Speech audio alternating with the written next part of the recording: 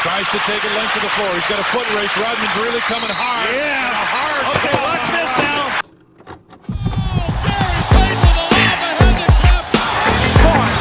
Hey guys, this is Dominique Wilkins. Hey, this is Sean Kemp. This is Gary Payton. Hey, this is Pau Gasol. NBA fans, what's up? This is Vince Carter here. Hey, what's up? This is Matt Barnes. If you're an old school NBA fan like I am, make sure you check out the Basketball Time Machine with my man Sean David. Hello and good day, everyone. Welcome back to the show and welcome back to your weekly dose of old school NBA basketball. Now, in today's episode, I want to take a look at what Michael Jordan had to go through in order to become the greatest player ever, what he physically had to go through. But before we dive into today's episode, I want to ask you guys for a small favor. If you're new to the show, please subscribe to the channel, and if you like the content, please click the like button. Now, enough said. Now let's dive into today's episode.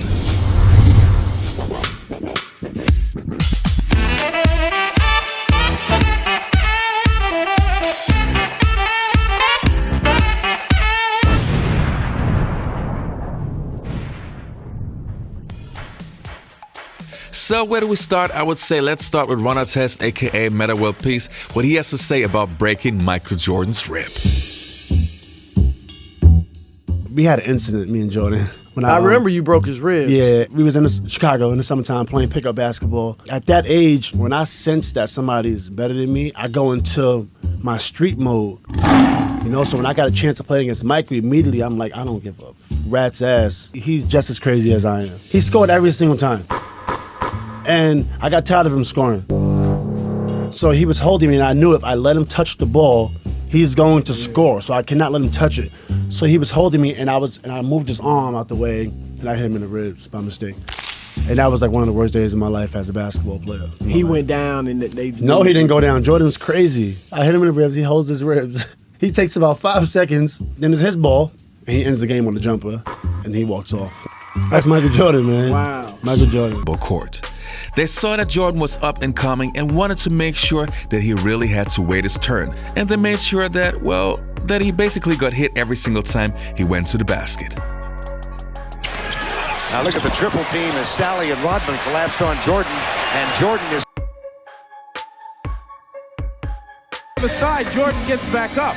Here again, the implementation of the Jordan rules. 3 guys are going to be around him at every turn, particularly when he's about to shoot.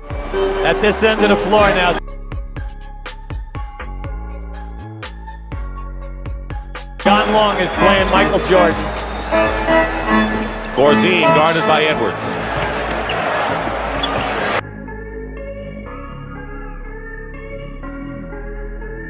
Hodges, the 3. On the switch, Jordan, guarded by Lambeer. No easy layups behind Eaton, who won the award. Next, we got to talk about the physical punishment Michael Jordan had to go through with the New York Knicks. Just when Jordan finally got over the hump and survived the beating of the Detroit Bad Boy Pistons, the New York Knicks came along and started to beat up Jordan all the time. The best series had to be in the playoffs in 1992, where the Knicks had a full roster of tough guys. Well, they made life miserable for Jordan. I'm talking about guys like Patrick Ewing, Charles Oakley, Xavier McDaniel, and so on and so on. But still, Jordan overcame this. Ewing with the steal. It's a 3-on-1. Jackson behind the back. People think because the Bulls are the world champion, we're supposed to just lay down and just let them do whatever they want to us. Hey, this is a game. This is a man's game. Is very upset. This ball, but he's fouled on Jordan. Will recover, and Jordan is fouled. This has become a war. Here's Ewing. Yes. And the Knicks continue the improbable finish. They send it to a 7th and final game. No, they're fighting like cats and dogs, and then we just fell apart. You think you recovered? You're going home for this last Do we have a choice? Can you recover? Yeah, we don't have a choice. Some predicted a sweep, most a 5-game series, but be honest now, nobody thought it would go 7. If we see a New York victory today, this might well rank as one of the biggest upsets in the history of the NBA. They don't follow you, but you have to take the lead. Cartwright, there's fouled hard by Oakley again. It's a flagrant foul again. And now, McDaniel wants a piece of Pippen. I was ready to go blows with it. Both clubs going at each other. Michael Jordan and Xavier McDaniel having words. I felt that I had to talk trash to the bully so we all can gain confidence. Pippen to Jordan. Reverse, and he hit it with the left hand. Oh, what a spin by Jordan. Jordan on fire. Here's Jordan splitting through. Jordan with the steal. And then it's stolen by Starks. McDaniel shoots by Jordan. It's a clean block. Whose game is it? It's Michael Jordan's game. That's just a part of the role that I have on the team, is to be able to lead. So that fatherly advice kind of worked in hand for me that day. Jordan with the spin and the bucket. And the Bulls just rolling it up. And this crowd providing a standing ovation. The Chicago Bulls take this grueling series in 7. Now, if this clip did not get you hyped, nothing will. Anyway, next on my list, I have one specific play that happened in Michael Jordan's first regular season game in his first NBA game. He's playing against the Washington Bullets and he is attacking the basket, and then this happens. Entire game. Jordan walked that time. Ooh, and Jordan went up and came down hard and is injured. You can't go up against Jeff Ruland in that manner. This play could have potentially ended Michael Jordan's career, but MJ would return. Also, another thing that many fans seem to forget is the major injury Jordan had in his second NBA season, and what he had to go through in order to return stronger than ever.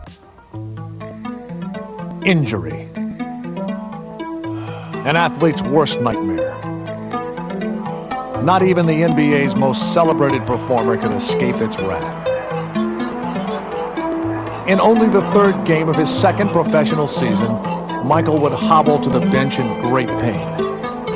But no one could foresee that almost an entire season would be lost. Trying to adjust was not an easy task. Mentally, it was very hard for me to deal with because I wanted to get out and play.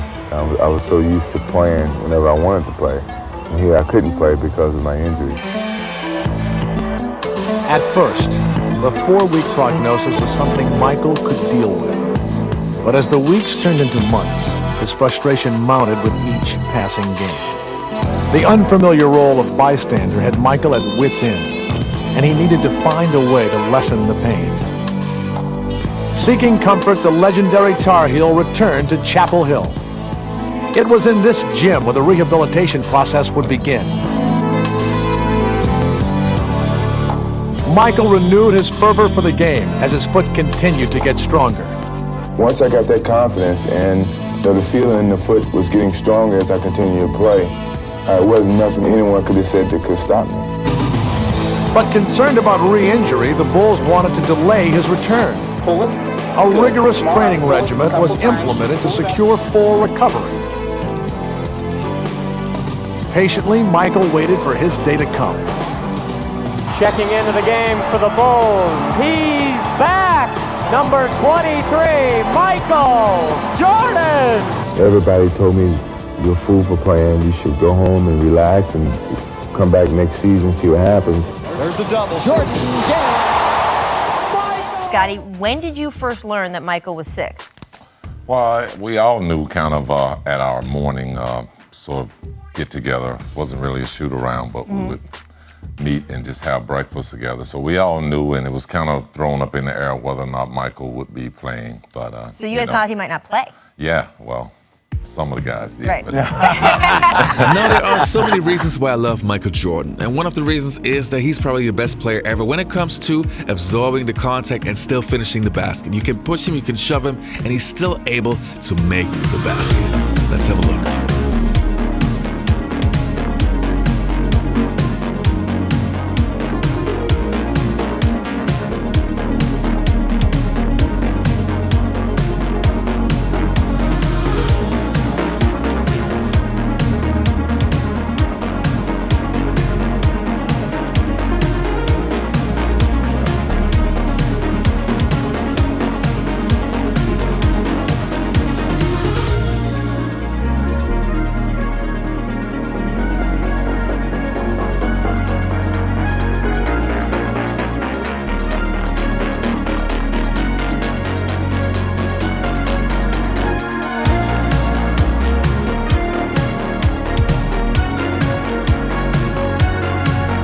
right, you guys, that was it for today's episode. Don't forget to subscribe to the channel and click the like button if you enjoy the content.